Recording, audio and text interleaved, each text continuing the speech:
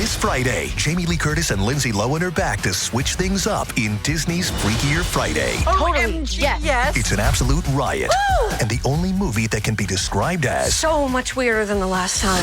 What last time? it's the frequel You ready? we've been waiting for. That absolutely slays. What deeply out of touch old person came up with that? You did. Wow. Don't miss the comedy event of the summer for all ages. Disney's Freakier Friday in theaters this Friday. Get tickets now. Rated PG. Parental guidance suggested. It's Wednesday Addams. I see you're trying to distract yourself from your own banal thoughts. Let me help. Here's a recording thing made of my latest root canal.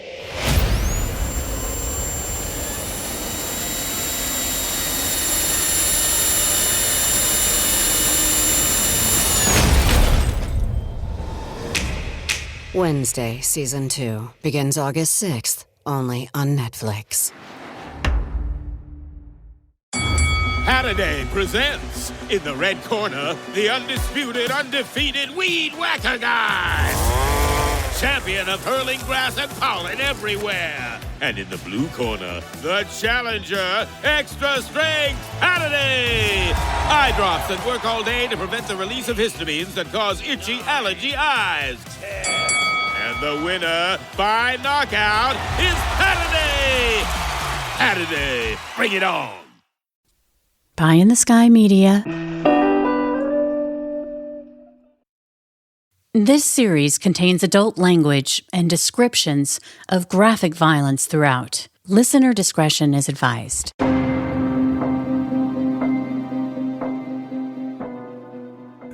2, 1. Welcome back, Criminal Mischief Nation. Happy Olympics. I'm an Olympic junkie. I openly admit it. It's the only time. I love Sha'Carri Richardson. She's great. We haven't even started the track and field week yet. We're still in the pool and in the gym, right? So after the first week, the whole shift of the Olympics focuses to the track and field sport. So that's going to be really exciting. But it's the only time.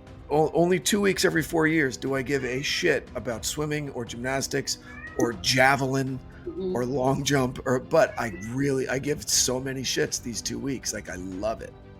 Well, Absolutely. I love Snoop Dogg, so I think I might have. Great. I miss Bob Costas. Remember when Bob Costas had double barrel pink eye that won Olympics? Double. I thought you were going to say double barrel sideburns. I wasn't. No. Double barrel. What the fuck was that guy getting into? Double barrel pink eye is tough to get, if you know what I mean. Wow. Yeah. Okay. I do. Yeah. Okay. I think I do. But hey, he was a gamer, man. He stayed in there as long as he could. His eyes were like crusted shut before they finally said, "Bob, you got to get off the air, dude." Yeah. And he went and got better.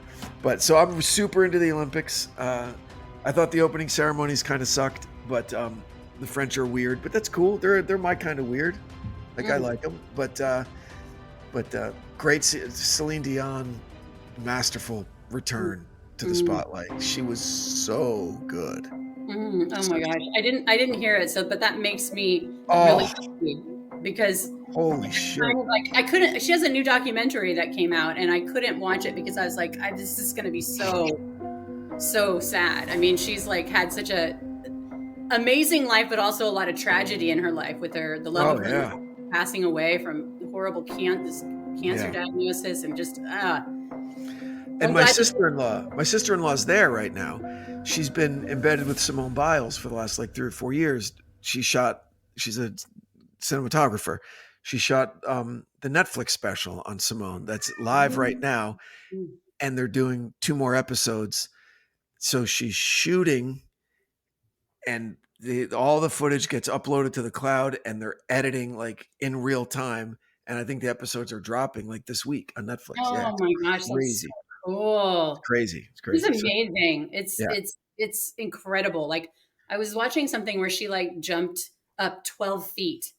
And listen, remember in Japan 3 years ago, she got the twisties, whatever, right? She had to withdraw, and everyone's like, she's a quitter and she's terrible. I'm like, no, you don't get it. Now she has a calf injury and she's fighting through it, and she's leading the team. And she's leading the team into the finals. Where are all those people now saying she's a quitter? I mean, I think that I watched an interview with her and it was so true. She was basically saying how people love it when an athlete rises to the occasion of getting, this amazing gold medal or whatever, and then Yeah. it's over, they love to tear them down. I don't know why human beings are like that, but it's true, Yep. And she's like, I feel like she's really doing it for herself. And she said that she knew herself and she knew that there was something up, and she followed her intuition. And it's like, I have massive respect for her too. Of course, nothing but respect. Yeah. I mean, look at what being a high level gymnast entails with your body. You're flipping through the air, like you just said, 12 feet above the ground. You know the types of injuries that you can sustain if you're not 100% confident in your body. Absolutely. You could die. Yeah. I know. Yeah. Yeah. So it took a lot of courage for her to do that because, I think that mindset of, back in the old days, which aren't that long ago, is like, work through it, don't be a quitter. And it's like, I'm, it's just, I just don't like that, Yeah, I believe in not being a quitter, but when it's something like that and the stakes are so high and you've lost your confidence, it's like, you have to, she did the right thing. And, maybe a lot of people wouldn't, the pressure. No, I'm sure she had coaching that recognized, because whatever, I think it's called the twisties. That's an actual malady that strikes gymnasts. Okay. It's like an inner ear thing. It could be related to vertigo. It could just be a confidence problem. It happens in golf, right? Where you get the yips, right? Or they call it the chip, where you just can't suddenly, something you've done literally a million times, now you just can't get it right. And you got to change your whole grip and change everything up. There's a golfer on tour right now. I forget whose name it is. But he just did really well in US Open. And when you watch him, his short game, if you golf at all, when you're chipping, okay, your forward hand is higher, your trail hand is lower on the grip, okay? And when someone grips it the opposite way, it looks so unnatural, but that's how this guy has to hold the club when he's chipping, because some reason he just got the yips with the normal grip and couldn't hit a straight chip anywhere. It'd be flaring right, flaring left. And he had a coach said, change your hands. And he fought through it. But whatever the mental block was getting drowned out by how hard he has to concentrate with his new grip. And he's in the top 10 again in the world. So these sports things are real. Chuck Knobloch was a great ball player for the New York Yankees, second baseman. And there was a time when he couldn't throw the ball to first base, which is what a second baseman has to do to be a second baseman, is field the ball and throw it to first base. The ball would go sailing over his head and into the stands, and he stopped. He had an early exit to his career because of it. No one knows why. You can't throw the ball straight. You've been doing it since you're 3 years old. Who knows? I know, but it's like, I mean, I've said this many times as a student of human nature, human behavior, like it doesn't surprise me that these things happen, especially when the stakes are so incredibly high and you lose your confidence. I remember, this is like nothing. This is like child's finger painting compared to what Olympic athletes go through and the pressure but just being on air, like when I'm working for the radio station, it was like, once that mic comes on, you cannot fuck up. You can't. You just can't.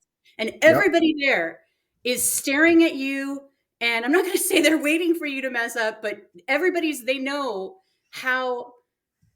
what a high standard it is. And you don't mess up because you can't. But if you mess up, it's like there's going to be hell to pay. And so I just feel like, I felt a minimum amount of what that pressure is like. And, I wouldn't wish that on my worst enemy, especially when all eyes are watching you and wanting to judge you.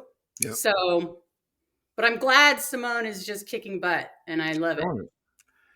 She's killing it. I mean, she's such a little pimp out there. She's so strong and she jumps so high. And that she's one of the greatest to ever do it, probably the greatest to ever do it, because in her routine, she's doing moves that are named after her. Mm-hmm. Right? That other gymnasts are doing, oh, she's doing the Samoa, whatever. Like, and she's still active and she's doing moves that she invented that at the time no one else could do. Well, I mean, she makes it look like you can't believe what you're seeing, and it's almost effortless. And there's not that sense of, I don't know if you've watched ice skating, or I mean, I'm sure you have, but where you feel like you almost can't watch it because you're afraid they're going to hurt themselves or mess up, or That's how I am watching male gymnasts on the pommel horse. It's a beautiful apparatus, right? And it's incredible to watch, but I'm always so nervous that hands are going to slip off and that they're going to fall. And I'm very nervous watching that discipline. And when they do the release exercise, the release moves on the high bar, where these fuckers, they're spinning so far, these giant swings, and they just let go and they flip and they catch it. Oh, I know. Yeah, it's crazy. I'm glad you're enjoying it. I'm enjoying it very much. But then as soon as the closing ceremonies, I couldn't give a shit about any of these sports. It's so weird. Is it jingoism? What is it? Is it like us versus them? Is it rah rah America? Like, I don't know. I think it's just, first of all, it's training, because I think we've been doing this now for every 4 years, so it's kind why is a guy like me suddenly and only during the Olympics so interested in all of these sports that otherwise I don't care about? Because you have the best of the best, the most elite. It does come, and there is that sense of bringing us together. Like, I was in tears. I was watching a swimming one, and they were almost, and America was in the lead. Oh, and they were first and second. Yeah.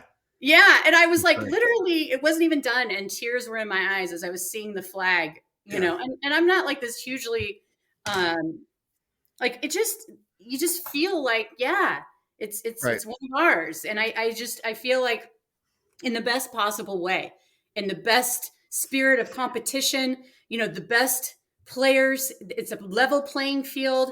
Yeah, all amateurs, right? Except the basketball players. It's supposed to, just be amateur athletics, but Soviet Union ruined all that when they were putting their professional players up. Yeah. But I love it. Mm-hmm. I love it. I love all the stories. I love the human interest stuff. I love the stories. Yeah. Pretty great. All right. So let's get into this interview. Nice job, by the way. But I've got some problems with Paul Holes. What? Yeah, I do. I do. What? And and you were all gaga and just kind of letting him say some shit that you shouldn't have. Okay. Because gaga? You were very gaga. You were very like, oh, whatever you say is perfect and great. And I love every word you've ever said in your book is great. I love everything. Right. Okay. I always support people that I think are doing. You lost a little bit of your edge with this. Okay. Because normally you would have pushed back on a few things, and I'm going to hold you to it. Okay. So,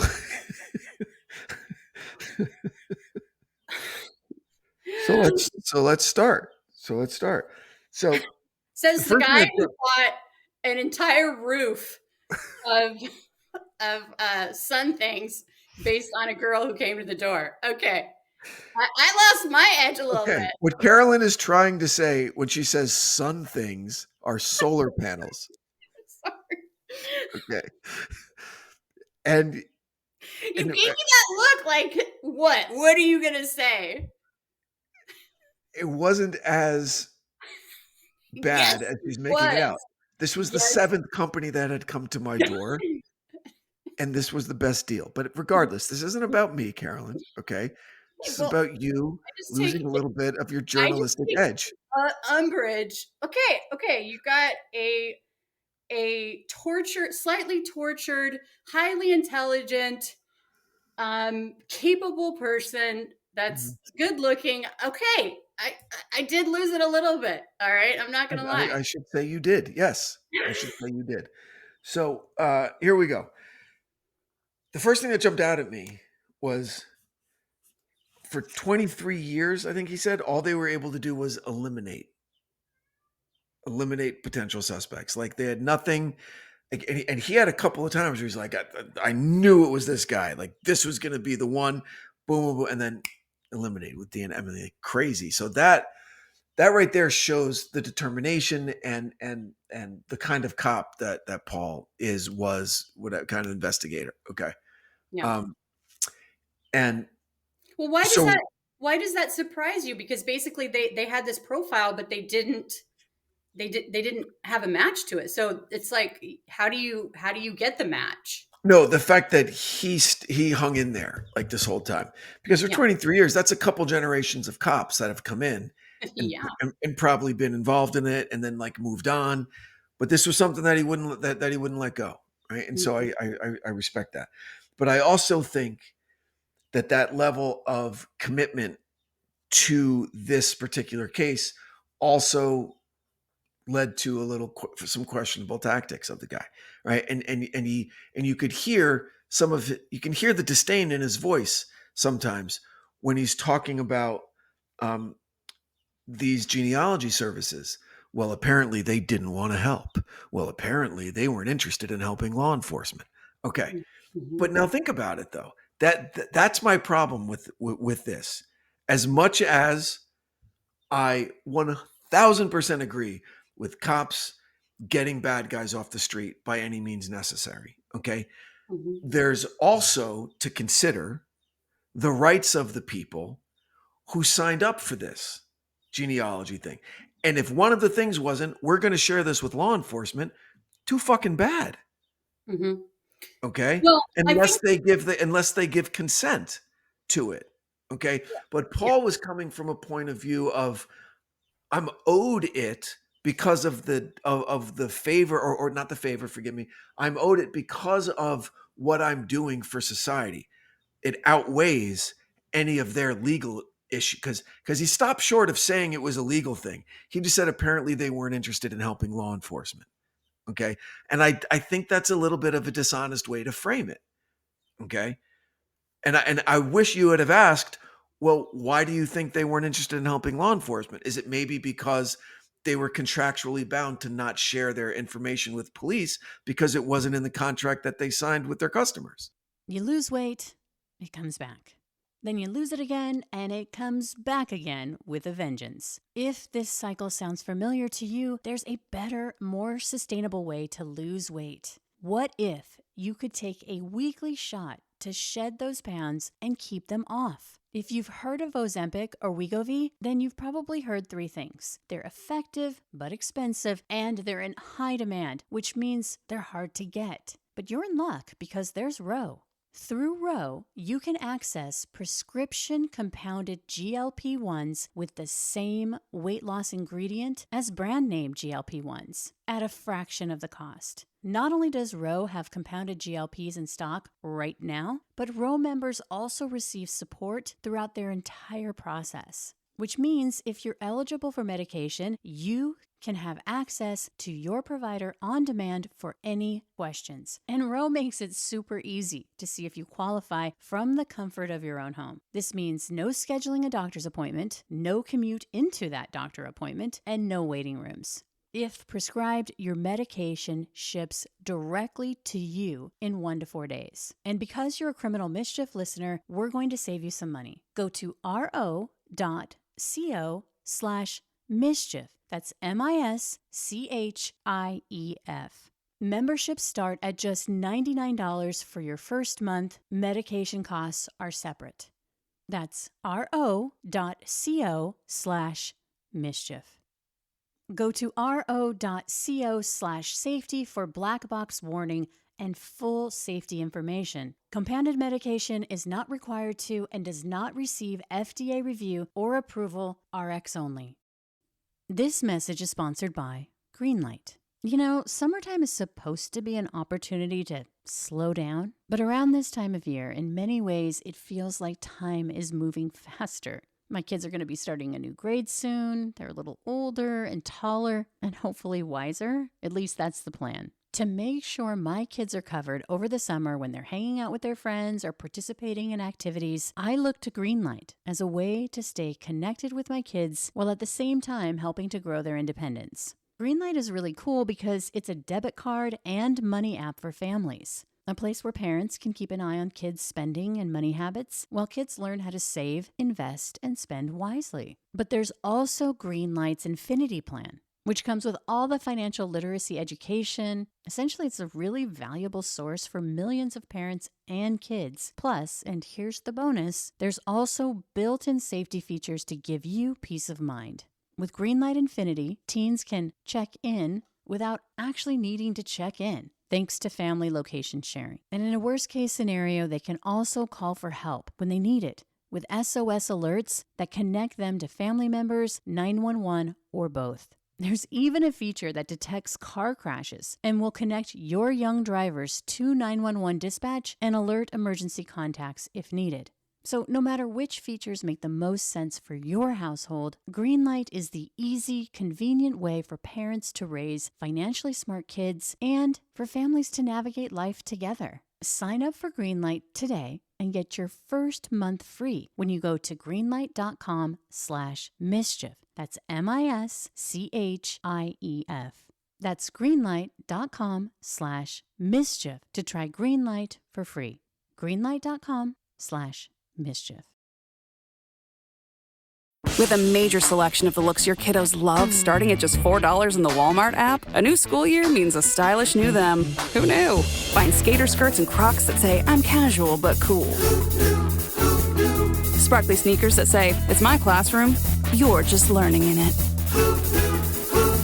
And preppy polos that say, I'm the teacher's pet, even if they're mommy's menace at home. Find their favorite styles starting at just $4 in the app. The Walmart you thought you knew is now new.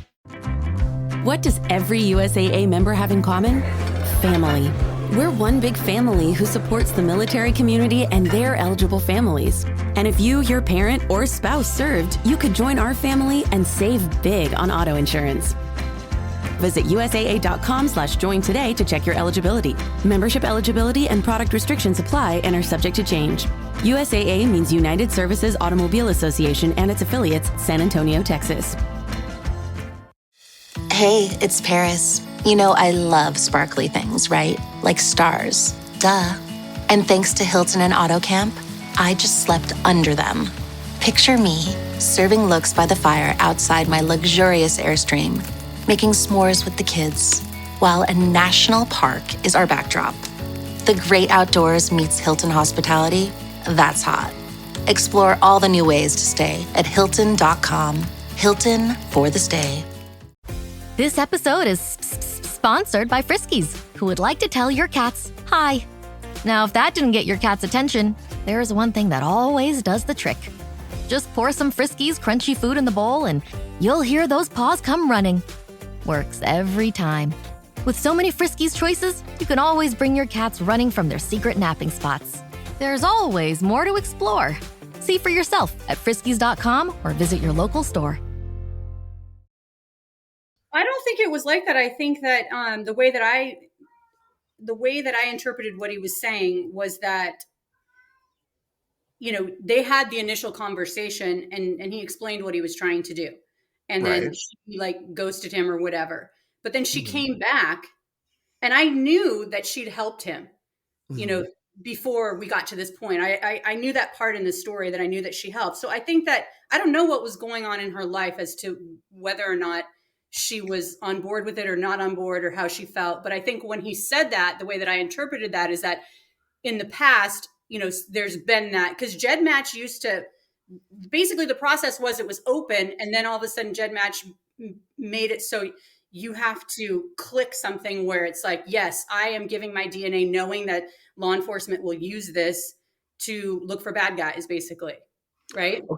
Okay, but so what was the first one that identified Lisa, the Asian woman? It was called adoption. So the word adoption was in the. Yeah, I don't know what. Yeah, but I know what you mean. Like, so that's how they found the little girl, the girl who was an adult. They found out who she was through that. Yes. Okay, and that's why it was created. It was being used for the correct purpose there. That adoption genealogy company was not originally created to help law enforcement find a serial killer. Yeah, I think that's why it's an interesting case for so many different reasons, that this had never been done before. So the rules hadn't been made up as to what they should do and what they shouldn't do. But you're absolutely right. There's people who are like, hey, people need to make informed decisions. They need to know, they need to have, you can't just make it to where, because I think what they had at first was like, it was, law enforcement could use it. And then they changed it to, are you giving permission? Are you giving consent for law enforcement to Right, use because it was a Fourth Amendment thing, right? It was a search. It would constitute a search.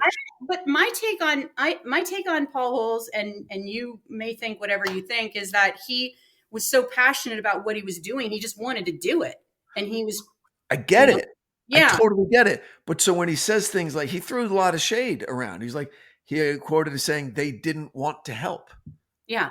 You know what? When you and I have had conversations about DNA and both of us having our tinfoil hat on, I know that if there's law enforcement listening to us talk, they're going to have their opinion about us thinking like we don't want to share our DNA, and it has nothing to do with whether or not we want to help. Right. Just don't want to. Right. We just don't want to. Right. And they would think we're thwarting a process. And you know what? That they can feel that way. And I understand. But there are laws in the country. And so my thing is, and honestly, I'm breaking your balls about being gaga about him. But the only thing I wish that you had asked were if these companies were restricted contractually from sharing their database with law enforcement. Because if I was going to it, right, and if I'm like, yo, I'm an adopted kid and I want to find out who my parents were, and I'll hold my nose and give you my DNA, but just promise me that it's only going to be used for this and that it's not going to go into a law enforcement database. And if they say, oh, of course, that's not what we do. Here it is in our bylaws. We don't share this with, okay, great. Then I would feel safe. Then, unfortunately, if a cop comes up and says, hey, I want to look at all of your stuff to find this person. And they say, oh, we can't. That doesn't mean that they don't want to help. It's just not how their business was set up. Well, I think that this was before that question was even asked. Do we want to do this? It was it was the infancy. Right. Okay. So then it's up to the company to say, well, let me ask all of my clients, are you comfortable with me sharing this? Because I'm not just going to do it because it would open up them to lawsuits. And here's the thing. Paul Holes didn't just give up and be like, oh, these people won't help us. He went to the next person and said, hey, or they worked to get it done the right way. I don't think he was trying to make any shortcuts. I think he was just like, when someone doesn't call you back, quit looking at me like that. Okay. Get your nose back down center. Okay. I think he could have a better attitude about it and not throw around all this shade and say they didn't want to help. They weren't interested in helping law enforcement. That's all I'm saying. I agree with you. And I did get caught up in the moment, but I don't feel comfortable, when we've had conversations, like I said, about my feelings about sharing my DNA and all of that. Like, I know that people are judging for it. And it's like, I don't want to not help. It's just, this is my personal information, Sure. Absolutely. So I get it.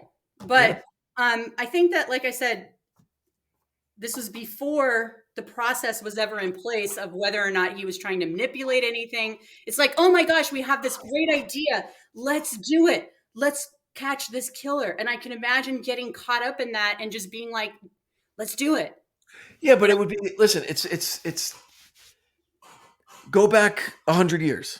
Okay. Go back to 1920s technology. Yeah. Okay. Where a killer escapes and he runs down a block on Main Street between First and Second, and then he disappears. We know he didn't go past Second Street. We know he started at First Street. So I was like, we know he's somewhere in these 50 apartments let's just let's break into every single one of them until we find him. Okay, you don't have to dumb down privacy. Right? No. I mean, people would say no. I get it, but this is before people knew. It's like that there are locks on the doors and that it wasn't okay to go in. I mean, it's like this is before all of that. No, I get it. There's locks on the door so you can't go in. We have the Fourth Amendment in the United States, okay, that we can be secure in our person and our papers and all of that and where we live and all that. Excuse me. Regardless of how valuable a tool it would be to law enforcement, that doesn't mean that our rights to privacy no longer exist. I couldn't agree with you 150%. Okay. Absolutely. Yes. Even though the word privacy doesn't appear anywhere in the Constitution.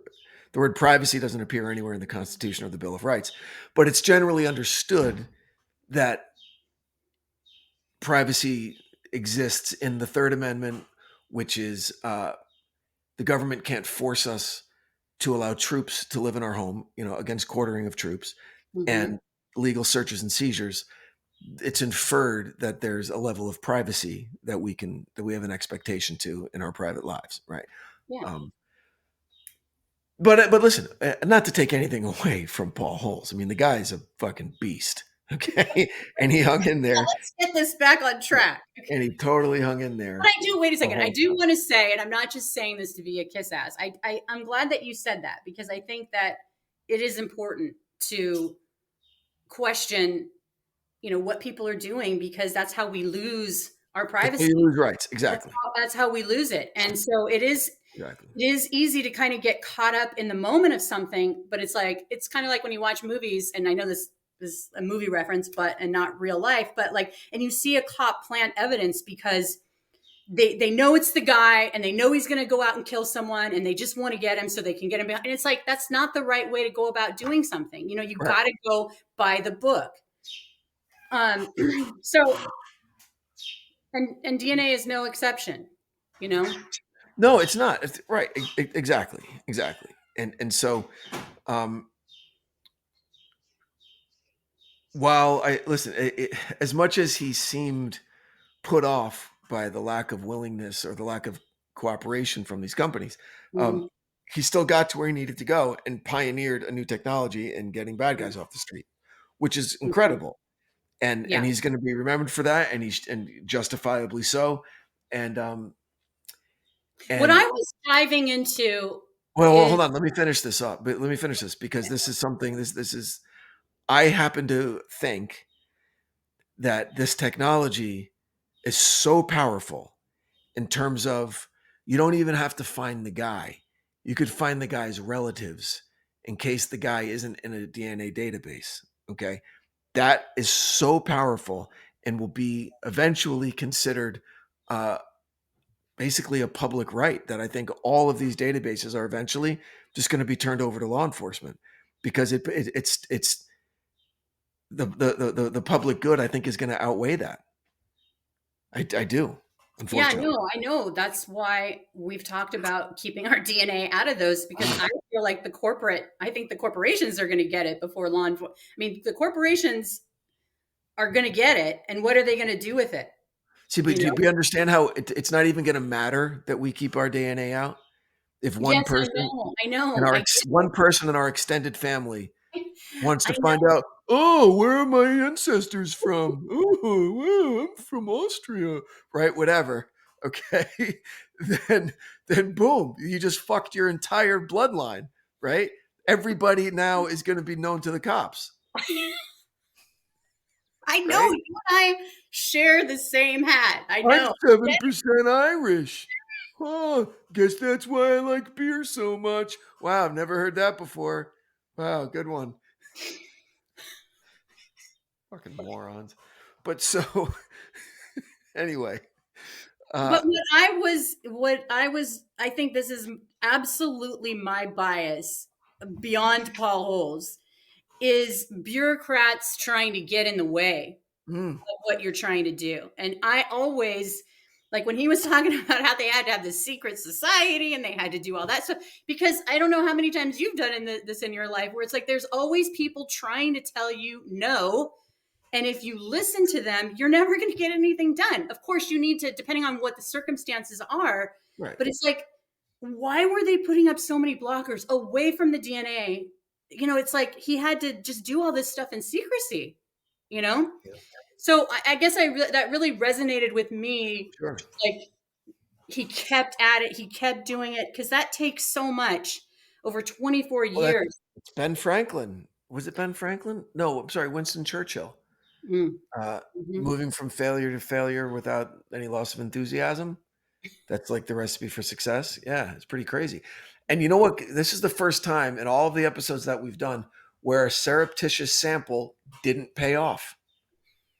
earlier in the episode. He's like, we had this guy. I'm like, I know he's the guy, and we got a surreptitious sample from him, and it cleared him. I went, oh, dick punch. That's the worst, right? And then I had to wait for fucking trash day for this ex-cop, and I get a snot rag for the guy. Yeah, I mean, he really loved explaining that. I was like, okay, it was terrific. It was terrific. Mm-hmm. And also interesting, the first sample they got off the car door was him and a minor, and they were able to identify him. Excuse me, but they needed a solo sample, and so they waited for trash day. And this dipshit, he had to know. Did he not know that they were close to him? He was just so confident that he was so smart. I mean, he'd gotten away with this is however many decades later. Why would he even think anybody was? He hadn't even, probably hadn't done anything for a really long time. He thought How many bodies did he have? How many murders? Well, I think. And he started in 76, right? 76 was his first assault? I think it was 76, yeah. So he was charged with 13 counts of first-degree murder. Whew. But the amount of sexual burglaries was dozens and scores and scores, because it took I hate you, Bonnie. I hate you, Bonnie. I hate you, Bonnie. I know.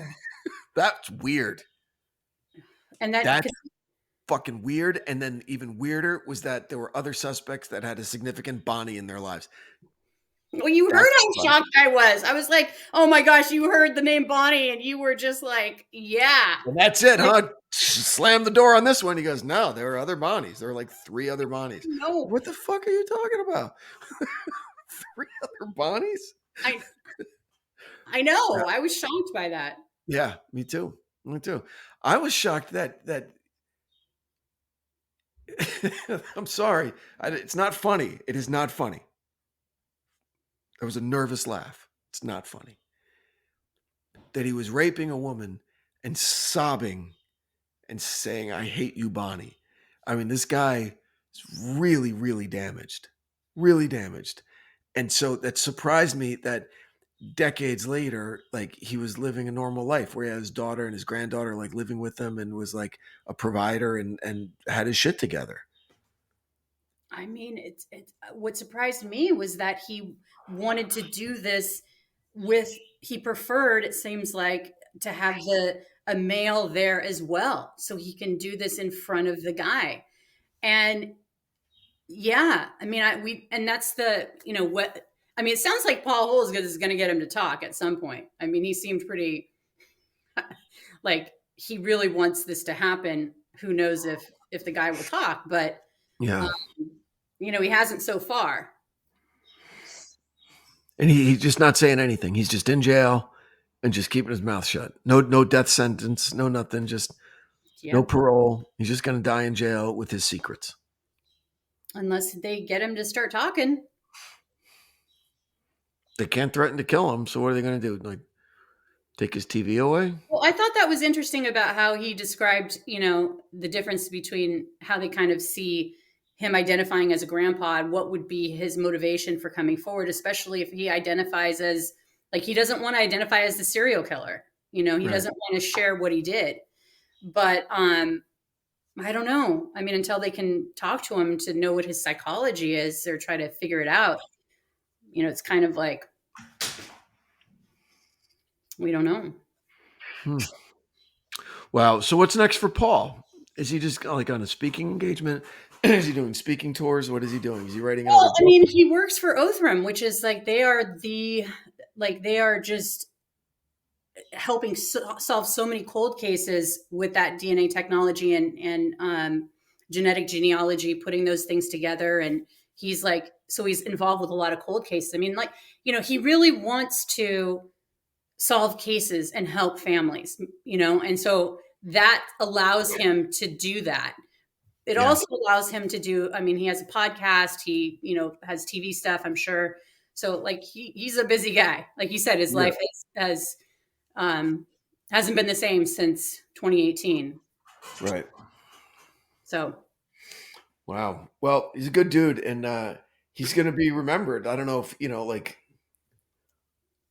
how monumental a place he's going to occupy, but it's going to be up there.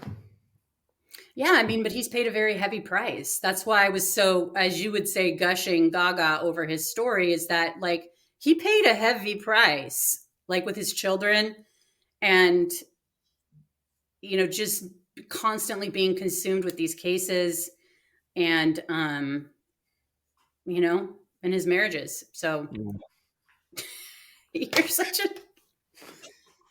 just stop immediately. I'm not doing anything. I'm not doing anything. Yes, you are. But okay. Not doing anything. Okay. Mhm. Well, it was a great interview. A little bit of a fluff piece, but it was a great interview. And you know, I'm glad I wasn't there. I might have turned him off a little bit. It would have become a constitutional argument, but that's okay. So it's better that it was you. And you know, let's work on some follow-up questions next time. Okay. That's all. I'm kidding. It was a great job. It was a really interesting episode. I can say that's going to I can't do it with you because you're going to just do your thing with your nose up in the air and thinking you're all high and mighty. And No, it's because you guys hate freedom. I mean, there's nothing I could do about it. I mean, stop. It's okay. Stop. I love it how you're making this about freedom. Okay. Gestapo. I'm sorry. What? Yeah. Whatever. I happen to love freedom, and that's cool. If You're you the don't. one that, like, the second you see a hot chick, you're like, I love fairies. I love them. I love what? Fairies. Since what? Who said that? You told me about the garden fairies. Oh, yeah, she was great. And I went, yeah, fairies are totally real. So it's and funny they live in your that garden. It's very ironic. Yeah, they live in her garden. Man, I remember that house. That's like a mile and a half from where I live now. Oh, fairies in the garden. I'm like, yeah, I totally see them. I totally see them. Yep. Okay. I would have agreed with anything she said to me. I would have agreed with anything she said to me. Yep. I'm going to get you a hat, and I'm going to have DS emblazoned right up front for double standard, okay? Uh-huh. Uh-huh. At least I love freedom. Okay. So And I'm being serious now. And fairies. In honor of Simone Biles, let's stick the dismount. It was a great episode. Yep. I hope the relationship with Paul Holes continues. He could be a great resource moving forward. There's a bunch of stuff I'd like to bounce off of him and talk to him about. Hopefully that can be, he could be a good friend of the show. We'll hear from him more. So nice job.